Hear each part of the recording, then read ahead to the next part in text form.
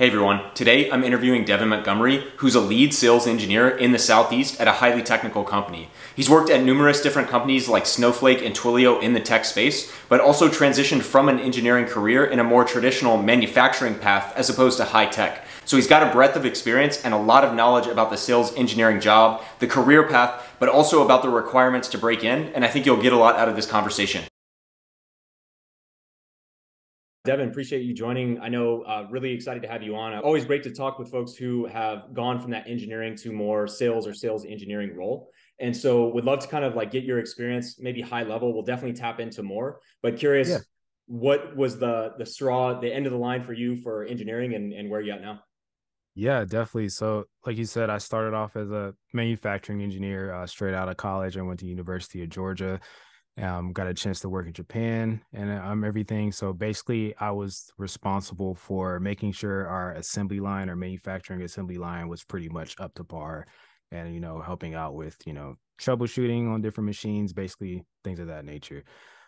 After my experience in Japan, that that role kind of led me to the first interest of becoming an SC because with that position, I was responsible for basically, interacting directly with our main customer at that time, who at that time was Ford, essentially. So I would be communicating with their project managers, basically their engineers, just making sure that everything was aligned, explaining kind of like the technical side, but also being more so on the business side of things.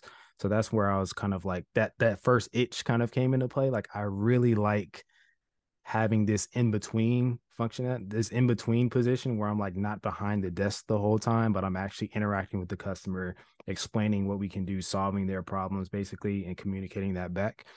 And so with that, when I came back from Japan, I started just looking around like how can I actually feel this other side of things. And so that's where I ended up getting introduced to a boot camp for SV Academy.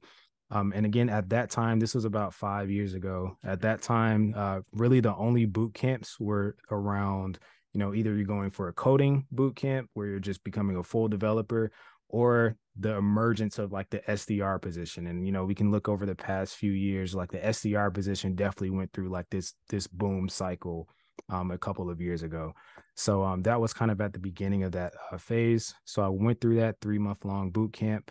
But during the entire time, I basically said that I don't want to go the account executive route. I just want to utilize this as a springboard to get me into a tech company and then kill it as an SDR, prove myself in that piece, and then then just kind of like merge my way into an SC position. Again, I already had a technical background. I just needed a chance to learn more about the industry, get in there, like really fuel my sales side, and then go from there. So once I completed that boot camp, started an internship. The internship hired me, started off as an SDR, basically worked internally to get into an associate SC position. From there, went to another company with my manager, where I also worked as kind of like a hybrid SC associate SC position slash SDR position. And then from there, went on to Twilio as a full solutions engineer.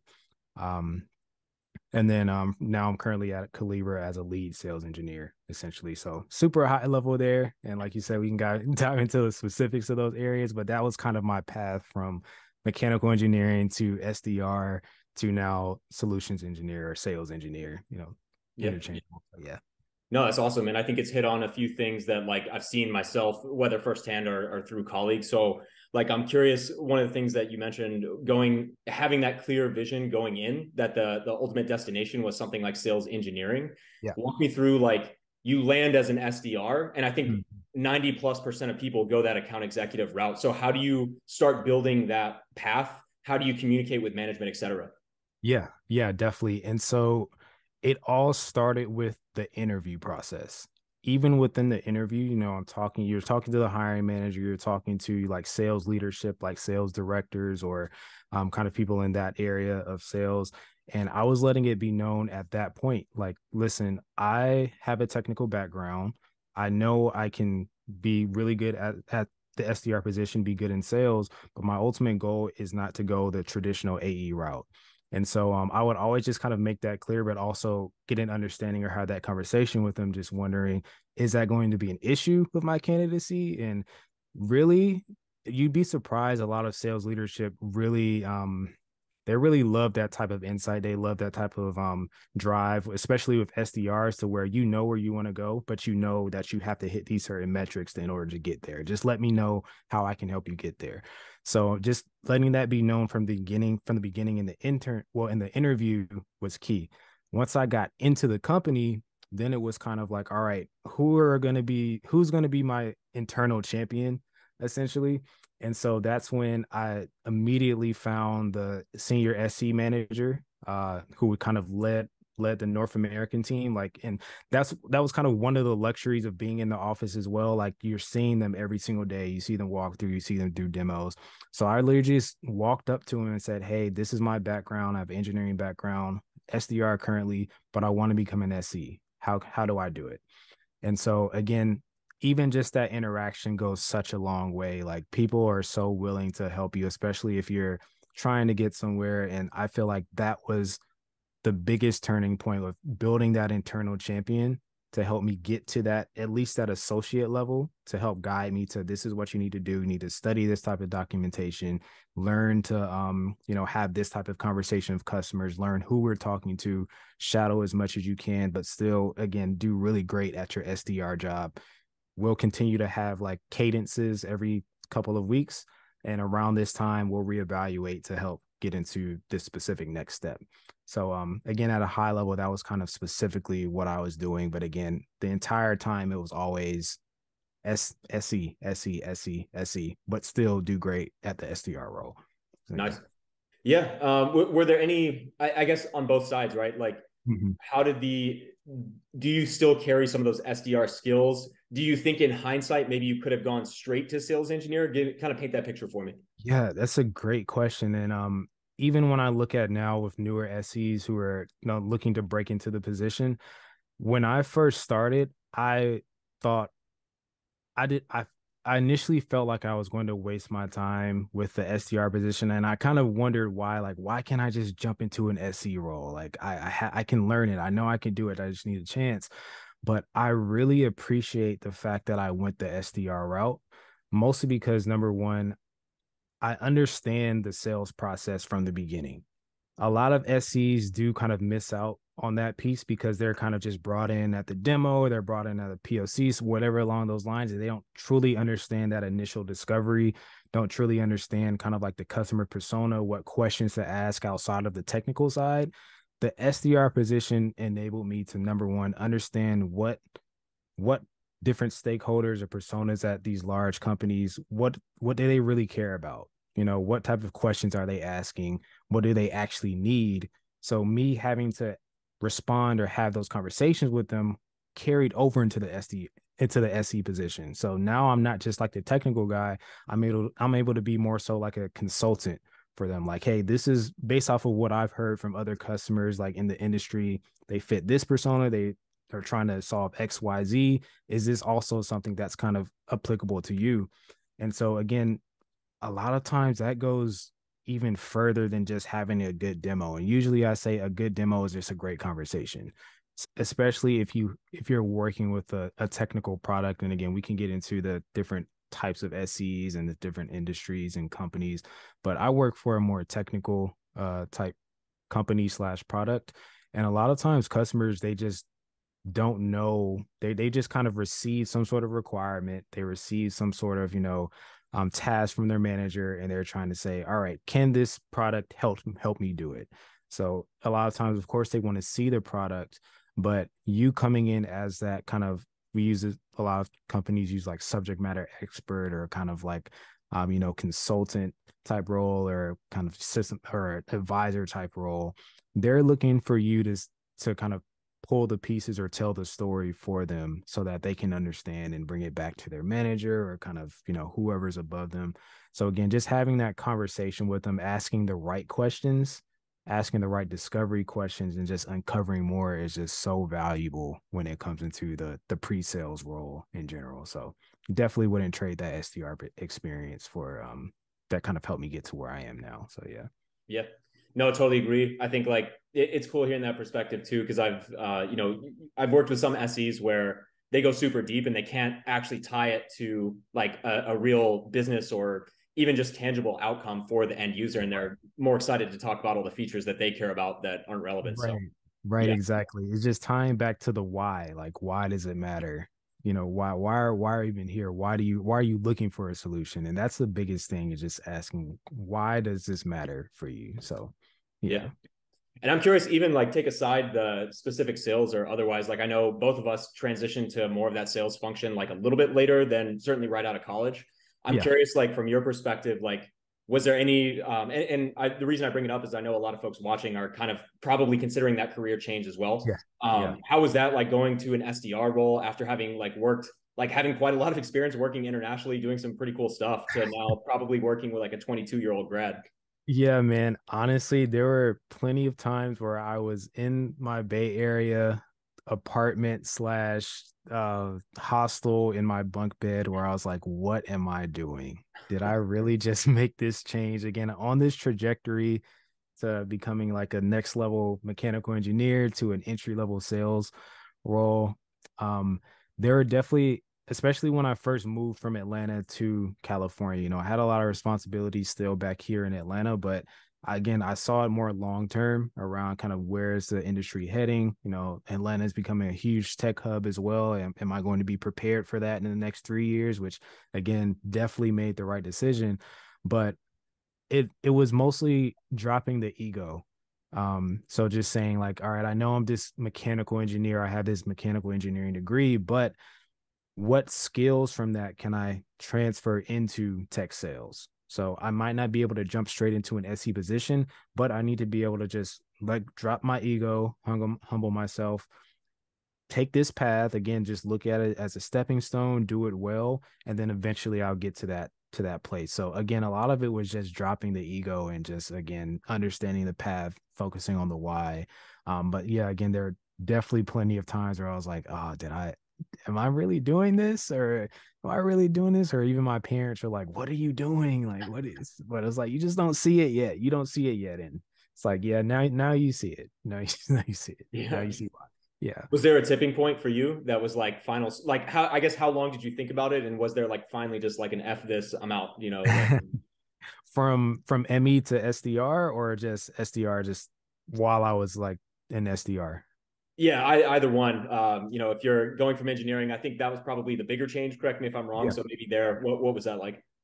Yeah, that change from ME, again, it was just like a leap of faith almost, man. Like it was like I finished the boot camp, and even when I finished, it was still kind of like I don't know. And it was funny when I finished it, I had just got a raise from my boss. My boss had literally walked in in the office.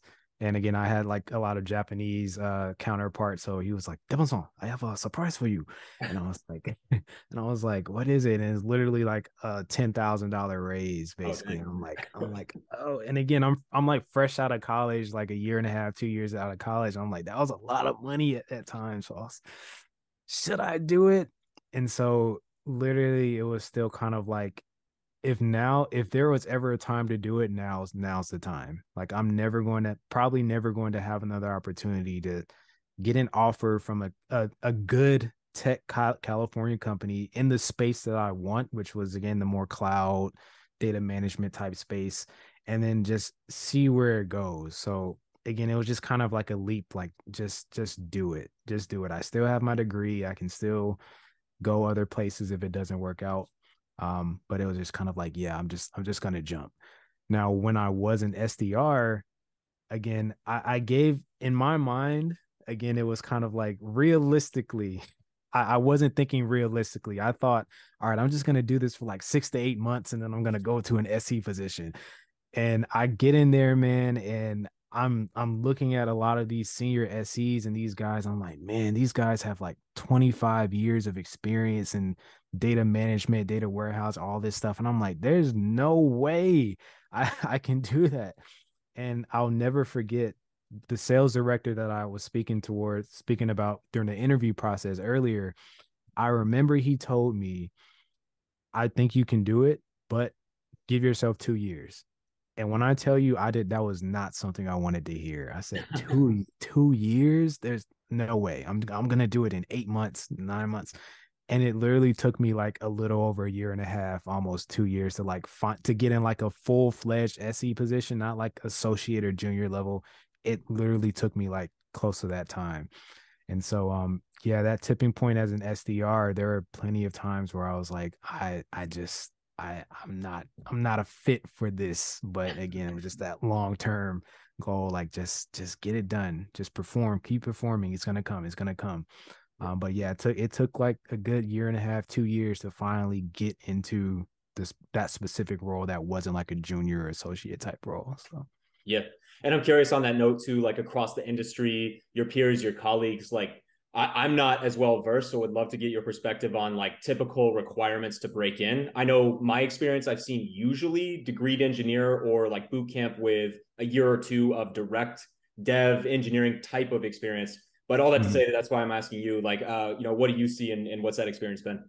Yeah, and this was also something I used to research a ton when I was trying to break into the SE position. What I usually see are people who have some sort of customer facing experience. Like, and those are usually people like consultants. Like they might have come from Deloitte or PwC. They might have been like tech advisory consultants or something like that.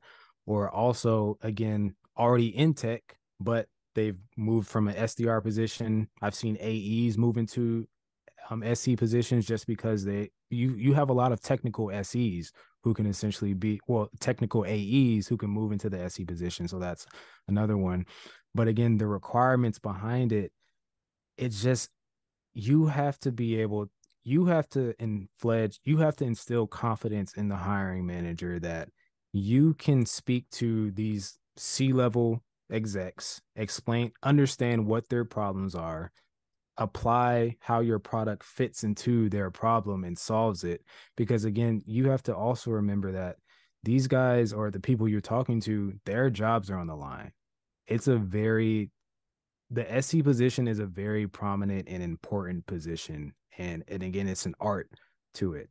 So, and it comes with experience. Like you have to have experience doing it. Like, of course, you can teach people the technical side of things, you can teach people the product, but the art of actually having that conversation, having that industry knowledge to be able, again, to advise a CTO, advise a CEO or a CFO on this is how you should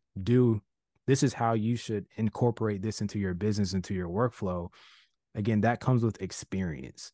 So again, I'd say that's the biggest thing, especially for newer SEs who are trying to break in.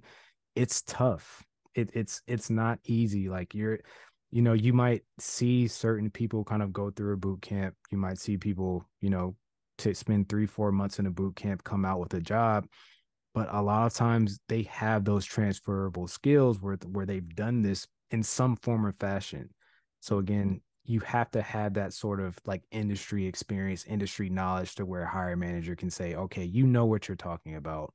I feel comfortable with putting you in front of these high level executives who are willing to spend millions of dollars on our product. So Sure. yeah.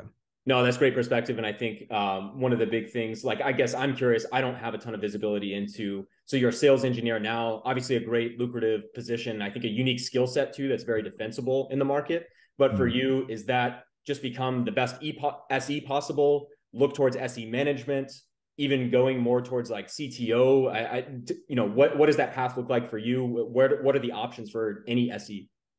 Yeah, yeah. The option for an SC, again, usually when you get to the SC role, it's a particular personality type, particular interest that you have. So once you get into the SE role, like again, right now I'm a lead SE. So SE, lead SE. Um, in my company, then you can go to like senior or principal type SEs, again, where you're just taking on a bit more responsibility. You're probably more influential with the product team, helping roll or kind of build out different products based off of that customer information or what people are saying in the market, essentially. Then you can go to like the SE manager type position. From there, you can go to like a SE director position, or and again, there are different levels of that SE. Either even like a client solutions type situation. We see a lot of SEs kind of might be looped in with customer success, or you might be looped in with just the pre-sales organization. It just depends on the company.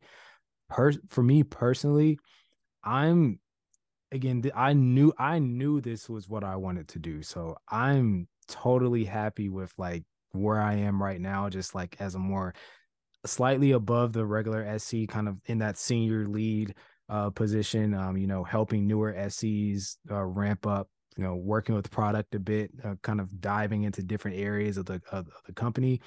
Um, could I see myself as a manager? I definitely can see it. I just think right now I just want to build a little bit more, SC experience and work as an SC, and understand and communicate to others like what does it actually take to be a good SE or a great SE. So that's kind of where I'm at right now. But again, for the trajectory, typically senior principal, I see a lot of SEs go into product as well and become like PMs, product managers, essentially. So yeah, honestly, it's sky's the limit once you get into an SE role. Yeah. So. No, that's awesome.